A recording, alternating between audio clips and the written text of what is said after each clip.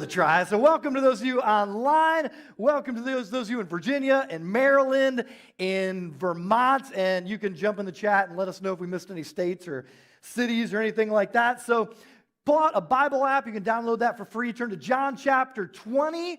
And we'll jump into this in a second. But we've been in this series called The Art of Easter. And one of the things I'd encourage you to do is if you got the materials for it, especially at home, is to sketch this painting as we talk about it.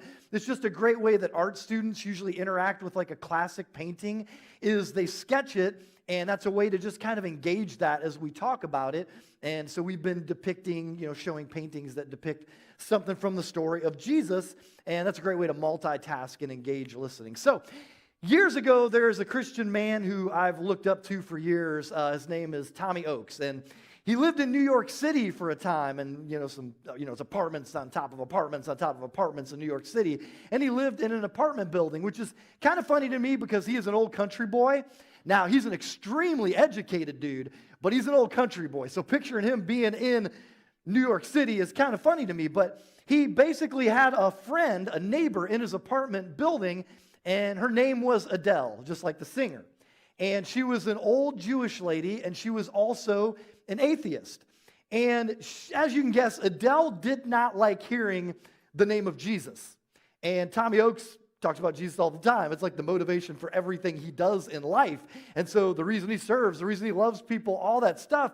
And so he's always talking about Jesus. And so he kind of got into this thing where he would talk about Jesus, and she did not like hearing the name Jesus. Now, part of that is understandable. Her family, some of her family had been killed in concentration camps in World War II. And so she was pretty antagonistic toward the Christian faith in general. And so when he would talk to her about Jesus, he would say, hey, I just want to tell you, the reason I'm helping you with this stuff, the reason I'm doing this stuff for you, whatever, I want you to know I'm helping you because of you-know-who. And so he'd always refer to Jesus as you-know-who. He'd say things like, man, you-know-who taught that we should have childlike faith. I mean, faith like a child. Or you know that you-know-who, when he was dying on the cross, he prayed for his enemies. Or, man, Adele, I know you've been through a lot. Your family's been through horrible stuff, but I just want you to know that you-know-who loves Jewish people deeply. He loves all people deeply. And I just want you to remember that. That's how you-know-who feels about you. And so he would always refer to Jesus as you-know-who. Well, a few years ago, Tommy called Adele the day before Easter on Saturday.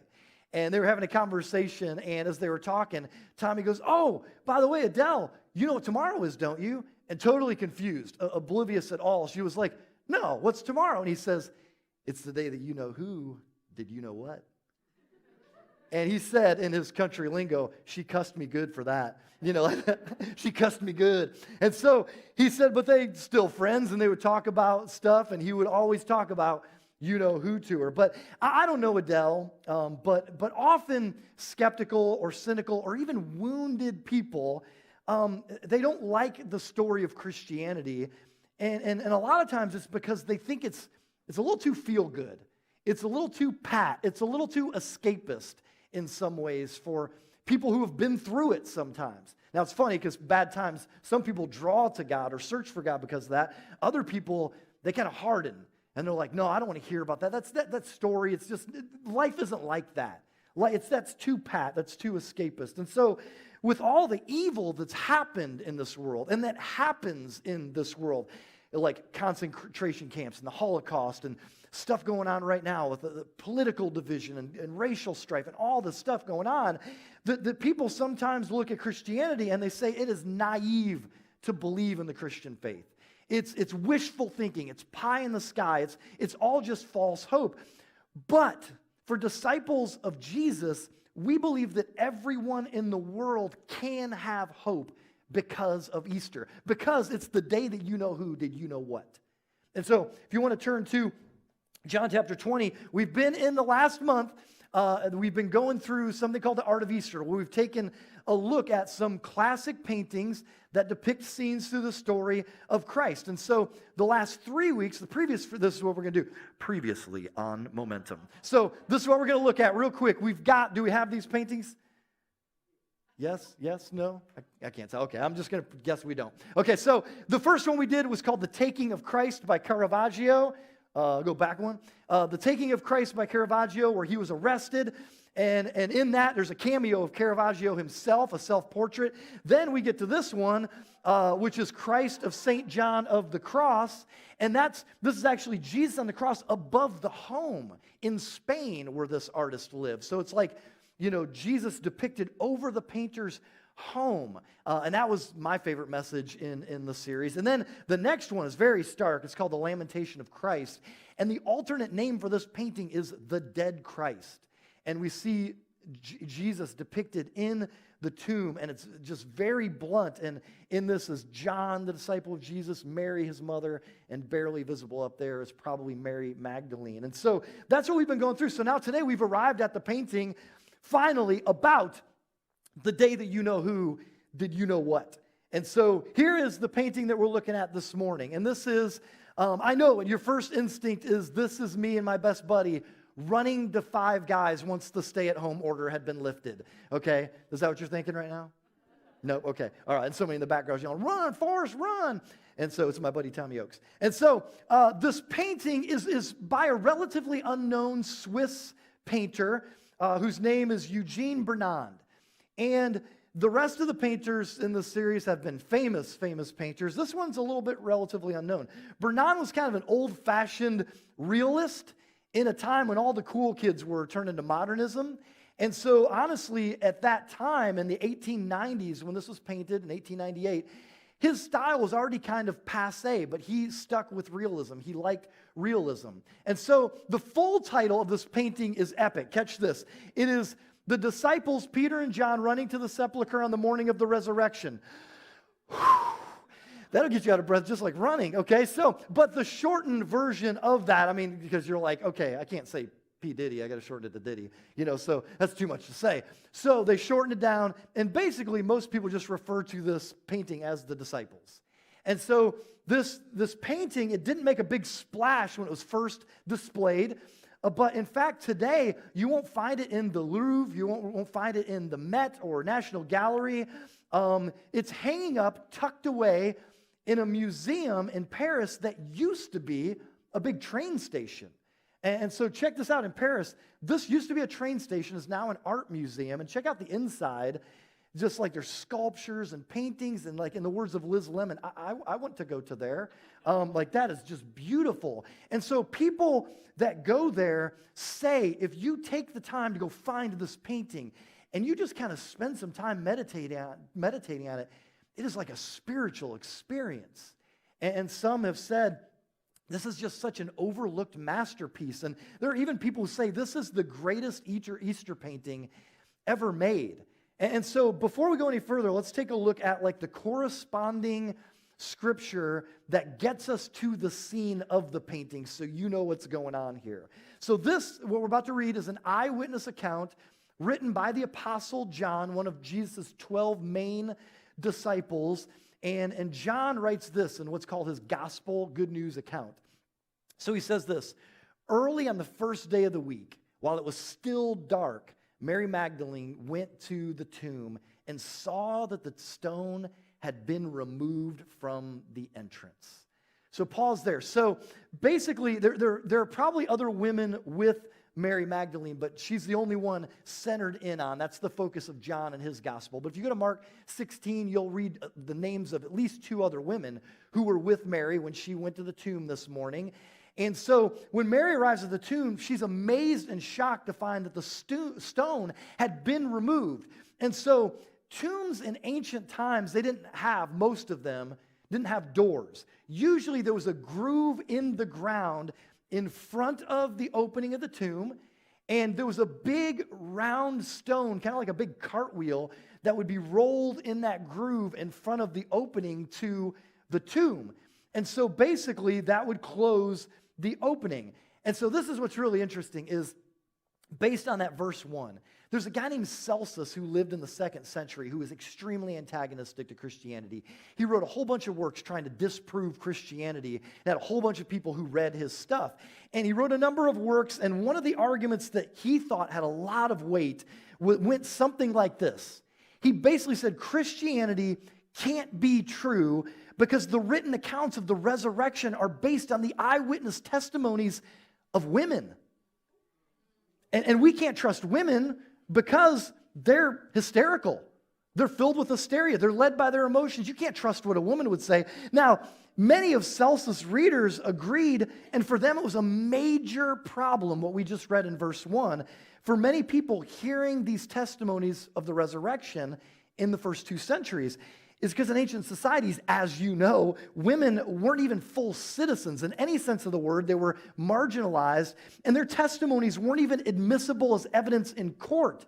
So it was a major, major problem for people who were investigating the claims of Christianity to be like, wait a minute. Women were the first to see the empty tomb, and eventually later, the first to see the risen Christ. So this is really, really important for a modern day reader.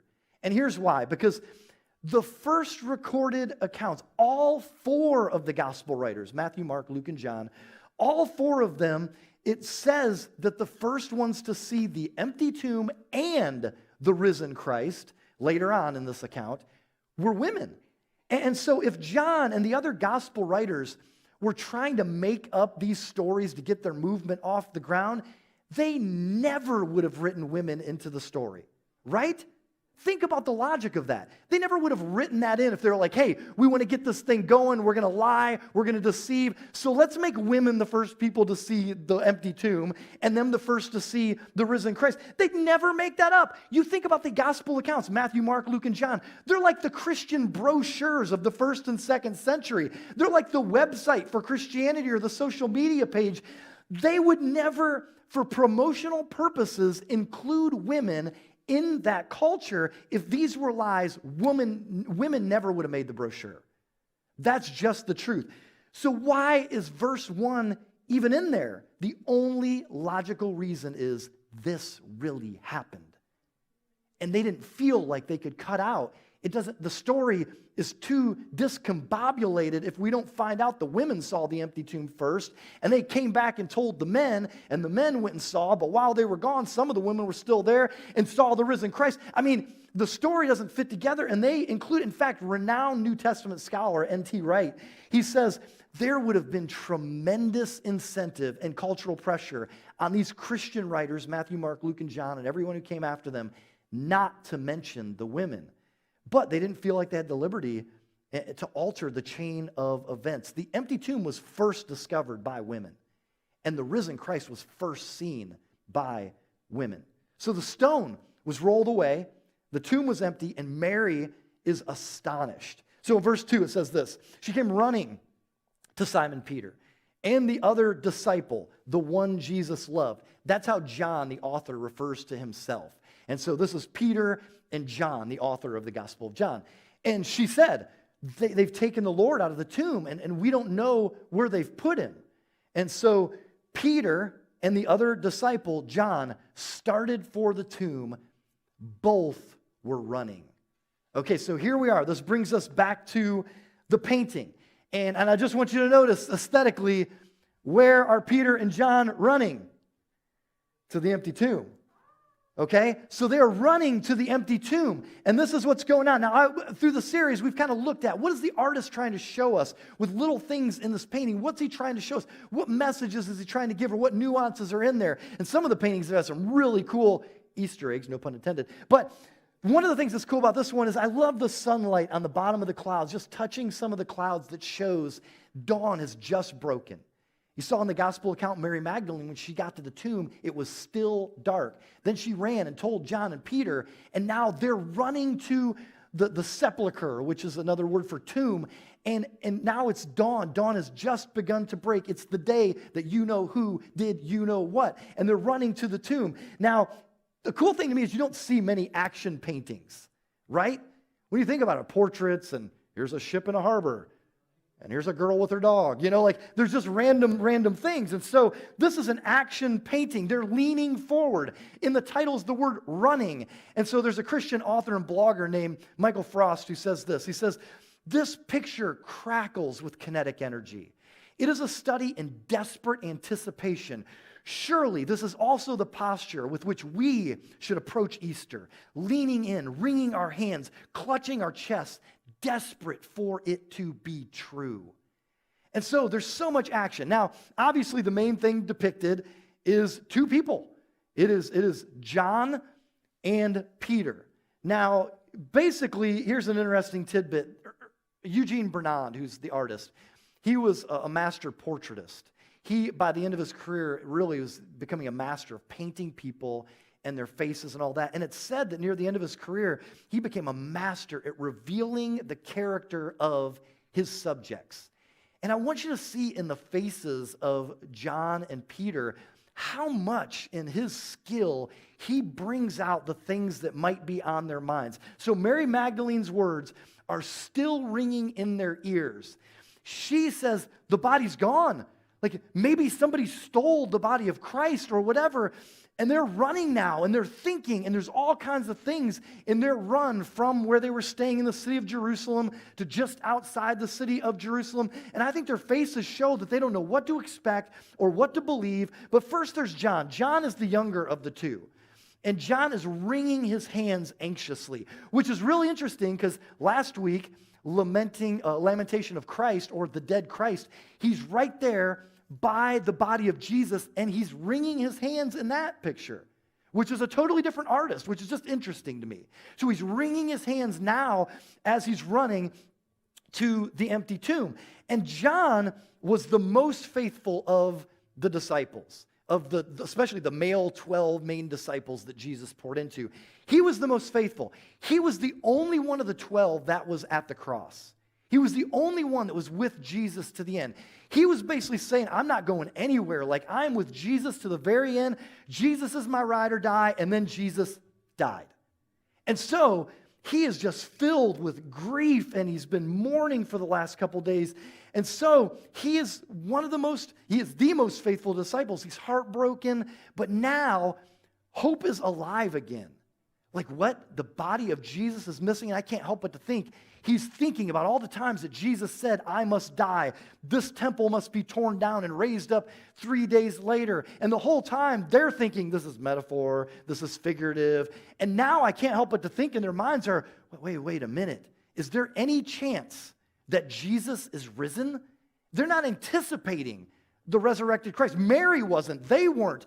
But now it's probably starting to ring in their minds like, we heard him say this many times. Is there a chance that Jesus is actually risen? And his garments are white, which probably symbolizes purity and innocence, him being the most faithful disciple. But it also speaks of desperate hope. He's a disciple, but he's desperately hopeful that Jesus is filled. And I think his expression looks like he's thinking, could it be possible that Christ is risen?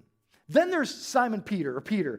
If John was Christ's most faithful disciple, then Peter was his most faithless, especially in those last few days. So when Jesus was arrested, Peter was nearby seeing Jesus being questioned by the Sanhedrin, which is the high Jewish council, the Jedi council of that time. And so he's watching him be questioned, and people are asking him as he's warming his hands at the fire, like, hey, wait, don't I recognize you? Aren't you one of his disciples? Or it's like a middle school girl asking him for real. And they're like, no, I don't even know the guy. What are you talking about? 3 times he denies that he even knows Jesus, and Jesus hears him.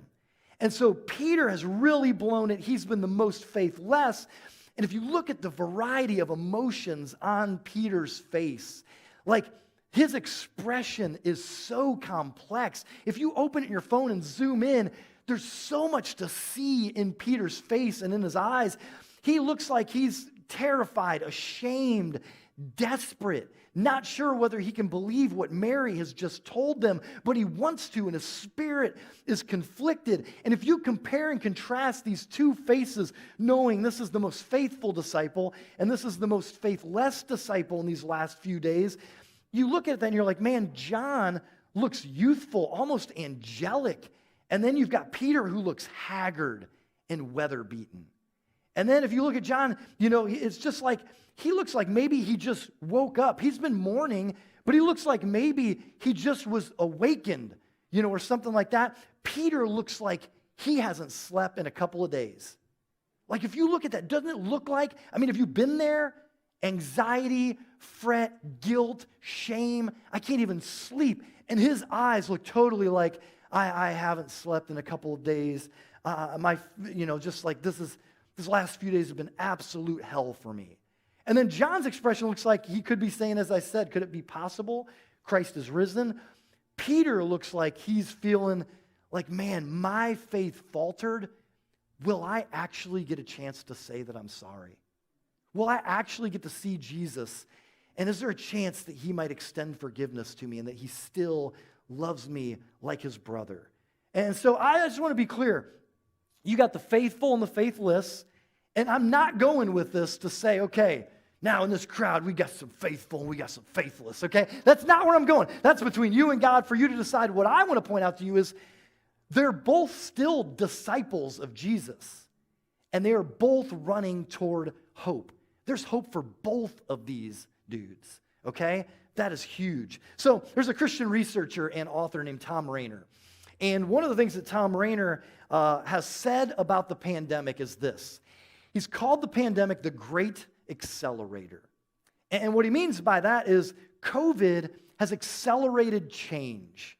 And it hasn't introduced change, it has just accelerated it, especially negative change. So think about this. You know, I think, by the way, a side note, crisis, I think, has a tendency to do this anyways, doesn't it?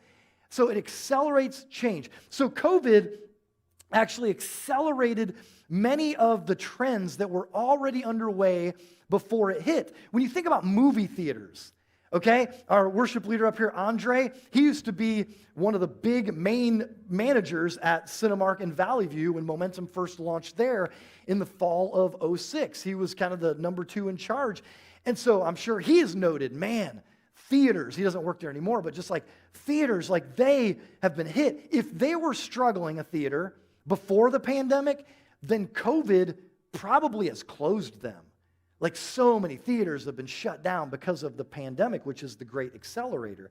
And so early in the pandemic, early on, Tom Rainer said that COVID was fast-forwarding negative change about 3 to 5 years. Okay? So I want you to think about what that means. By the way, I've heard verbally, I haven't seen this in writing, that now later in the pandemic, he said, now I'd say it's about 10 years that it's fast-forwarded negative change. And this is what he means by that. If there's a business that was struggling before COVID, then that struggle has been accelerated because of COVID. If there was a church that was struggling before COVID, then COVID has accelerated that struggle, forward like 10 years now. If there was a person, listen to me, if there was a person who was struggling before the pandemic even hit, then that struggle for you has accelerated because of the pandemic and the quarantine and all that. And so in other words, if you were on spiritual decline before COVID hit, I mean a breakup, you lost a loved one, you got ticked at somebody in the church, whatever happened, if you were on spiritual decline, the pandemic has accelerated that decline 5 to 10 years. If there was somebody who was toxic, filled with toxicity, that toxicity has been accelerated 5 to 10 years. I was actually texting a leadership coach in Alabama, a guy named Sean Lovejoy, last week about this, trying to track down some of the quotes from Tom Rainer. And he said to me, if the pastor felt like his time was nearing an end at the beginning of COVID, then that has been accelerated as well. I mean, it affects businesses and churches and individuals. And then Rainer said this, on anecdotal conversations, they indicate to me somewhere between 20 to 30% of members will not return to your church. 20 to 30% won't. Because whatever the struggle was, whatever the beef was, whatever it was, it accelerated. It fast-forwarded 5 to 10 years. If they were going to leave in the next 5 to 10 years, then they left during COVID or are going to leave during COVID. So basically what I thought about with this is like, wow, we're seeing the de-churching of America happen at an accelerated pace right now. And the implications of that are huge. There are young children who are going to grow up completely unchurched that maybe wouldn't have if it weren't for this accelerator. I don't know. Or students who are now going to be de-churched because their parents aren't bringing them to church anymore, and they won't be equipped with the good news and the gospel of Jesus, the teachings of Christ. And so this is going to have a huge impact on America, for instance, but the world spiritually in a big way. But here's my encouragement to you is this. if during the pandemic or because of the pandemic or the quarantine and the isolation that you've struggled through, if you have, or virtual classrooms with school, or anxiety of getting sick or losing a loved one, or the racial issues or the election or social media or the lack of toilet paper. I mean, whatever it has been that has been your struggle, and for some of us it's like 5 of those or whatever, I just want you to know, if it has given you about all that you can handle in the last 13 months, you have to know that there are people around you who have tapped out spiritually. They've said, I'm done.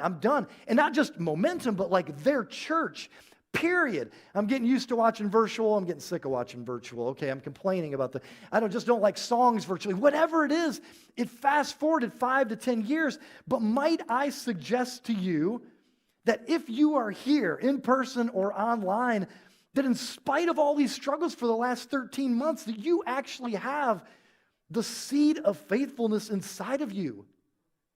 Like, you're here this morning. You want a victory. A whole bunch of people aren't going to celebrate the risen Christ on Easter. Even if it's the only day that they go to church, a lot of people are being like, well, I'm not going that day. And so the seed of faithfulness, might I suggest, is represented just in the fact that you showed up. And I think Tom Rainer is saying, I think in my own words, that if you would have tapped out in your faith, if you're a disciple of Jesus, in the next 10 years, you probably would have done it by now. And to me, that should be a super huge encouragement that you are trying to fight forward, that you are trying to hold on to hope and to lean forward and run to the empty tomb this morning. I know I'm inferring some optimism for a bunch of people, but that's what I see when I think of this Easter. The pandemic has been the great accelerator.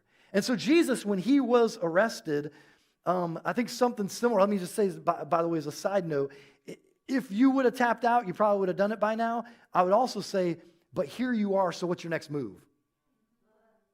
Because Tom Rainer, one of the things he says is, man, one of the biggest groups of that 20, 30% that's not going to come back are people that just weren't connected.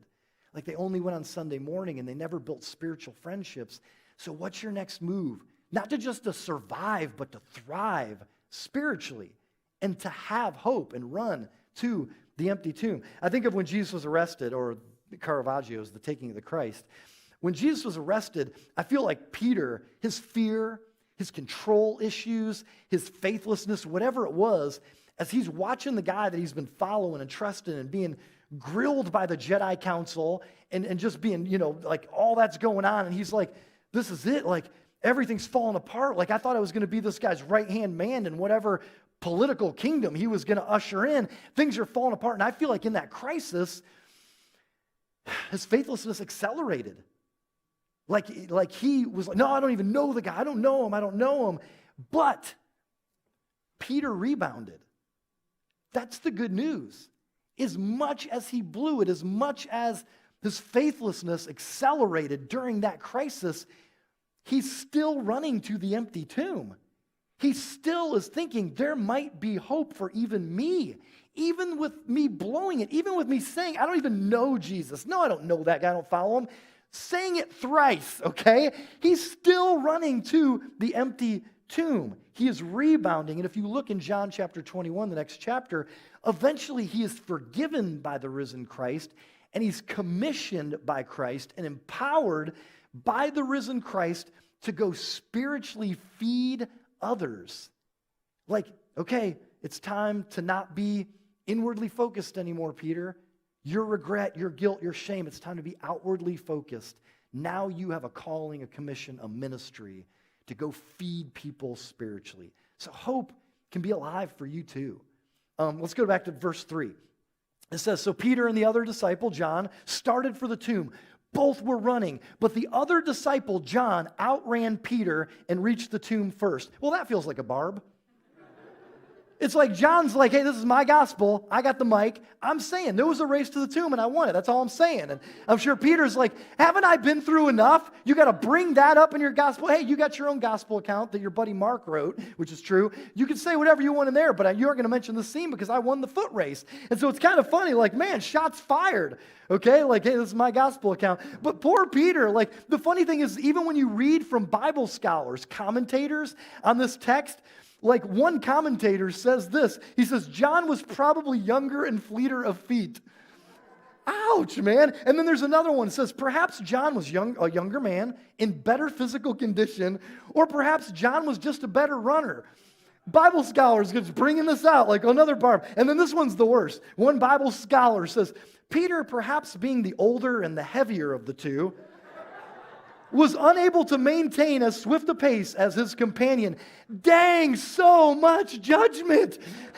Poor Peter. But here's the thing I just want to point out is if you go back to the painting, I think John is younger. By the way, he wrote his gospel last of the four, and he also wrote the book of Revelation. Ooh. And those were both written about the end of the century, 90 to 95 AD. He outlived all of the disciples, the apostles. Some of them were killed. Peter was crucified upside down. But John lived all the way to the end of the century. And I would just suggest to you, yes, John, I think it's clear he was younger, but also Peter was exhausted from his guilt and his sleeplessness. Think of the exhaustion of I haven't slept since I denied Jesus, if that's the case. And so anyways, this is the end of the scene. Verse 5, he, John, bent over and looked in at the strips of linen lying there, but did not go in. What that's saying is when John got to the tomb, he peeked inside of the hole of that tomb. He peeked inside there and he looked, but he didn't enter in to see what he could see in this. Maybe he's just being cautious. Like, I'm not walking to this dark tomb right now, or that's creepy. And so in verse 6, it says, then Simon Peter came along behind him and went straight into the tomb. This is so much Simon Peter's personality if you read the Gospels. He's so impetuous. He's so like, I'm just rushing in. I'm just saying it. I'm just blunt. I'm just speaking up. And he runs right in. He saw the strips of linen lying there, as well as the cloth that had been wrapped around Jesus' head. So it was a separate cloth, usually that wrapped around the head, and then cloths that started below the neck that wrapped around the person, which were their grave clothes. The cloth was still lying in its place, separate from the linen. Finally, the other disciple who had reached the tomb first, why does this keep coming up, John? Finally, the other disciple who had reached the tomb first also went inside. He, John, saw and believed. This is kind of cool. Greek has so many cool nuances in its language, more than we do. Like, we say love, and Greek has 4 different words for love, because we're like, I love pizza, I love my mom. Okay, well, those aren't equal. And so, same thing with the word saw or seen. There's 3 different words used in just this passage for saw. The first one, verse 5, it means to glance or to look in. The second one, when he sees the strips of linen, means to look carefully, to observe. But finally, those words are used interchangeably. But in verse 8, John sees, and it means to perceive with intelligent comprehension. To perceive with intelligent comprehension. What verse 8 is saying is John perceived what had happened and believed. He looks in and he becomes the first person to believe that the resurrection has happened. He perceives this tomb isn't just empty. Jesus has risen. It's all clicking now what Jesus said, and the grave clothes are there as if he defied physics and maybe evaporated, or someone rolled them back up and folded them neatly after they stole the body. He's like, I perceive and I believe what has happened here. C.S. Lewis wrote this years ago. He said, the door which had always been locked had for the very first time been forced open. The metaphorical door of death, resurrection has been opened. And so my prayer for you this morning, this Easter, is simply that you would perceive and believe what happened with that empty tomb in the first century so many years ago. You know, I'm a huge movie fan, and one of the things that's interesting about our era of history is it's one of the first eras where it's widely believed that happy endings are bad art.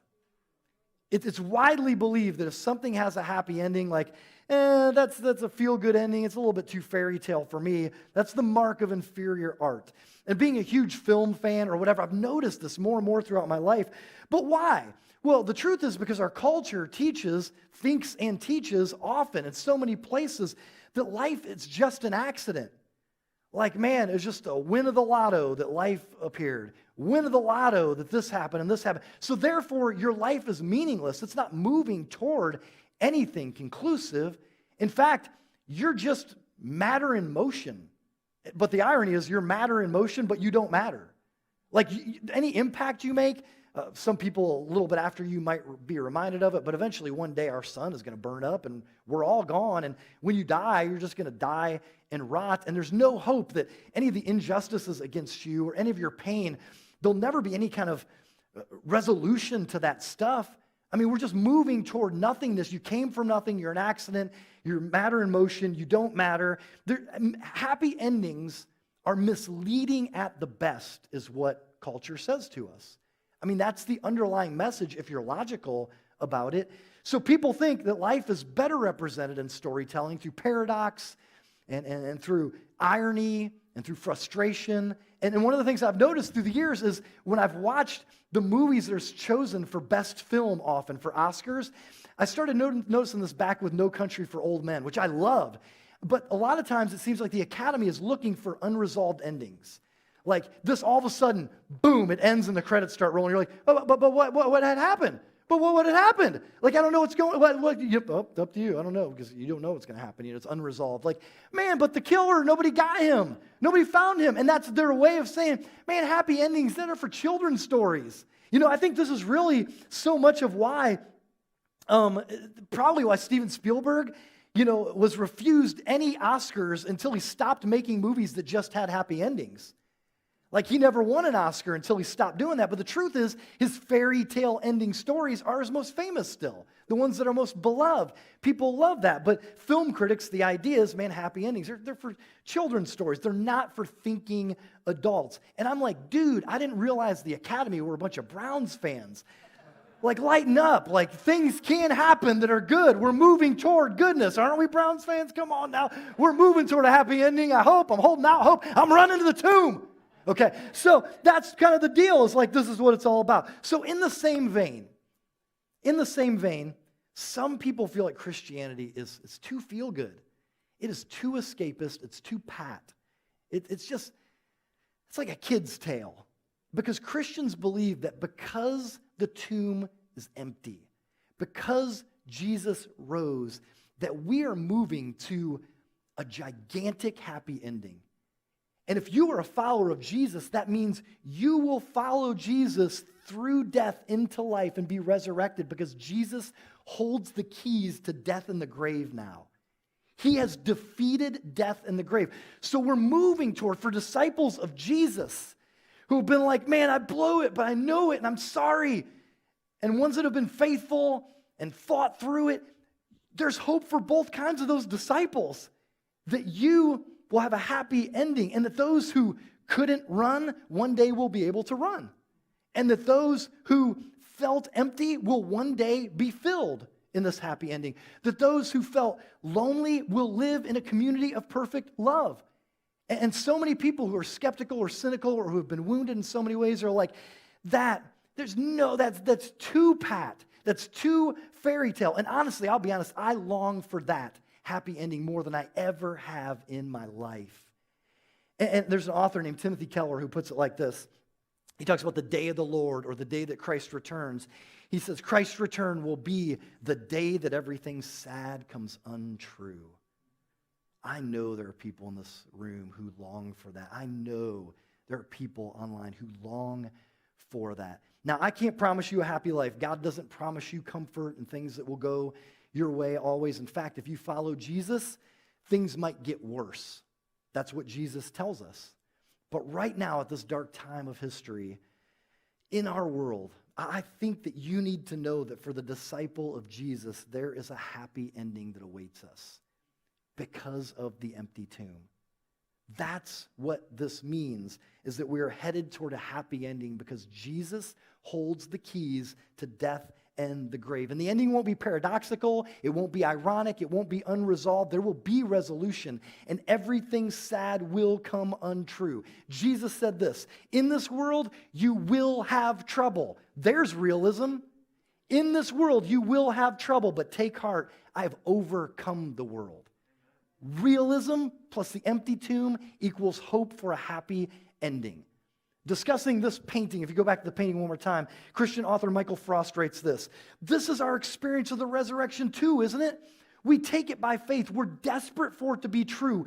We rush headlong into the future, trusting that Christ is alive and he will return to vindicate our feeble faith and forgive us our trespasses." That is a happy ending. This painting has a happy ending. And like 5-year-old Vaughn Kaiser said in that video earlier, I'd say that's perfect news. That is incredible news. So this Easter, may you perceive and may you believe, because this is the day that you know who did you know what. Let's pray.